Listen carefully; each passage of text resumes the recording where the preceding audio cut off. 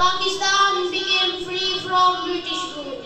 It is a proud moment for all of us because it reminds us the sacrifices made by our ancestors and leaders like Quaid Azam, Allama Iqbal and many others.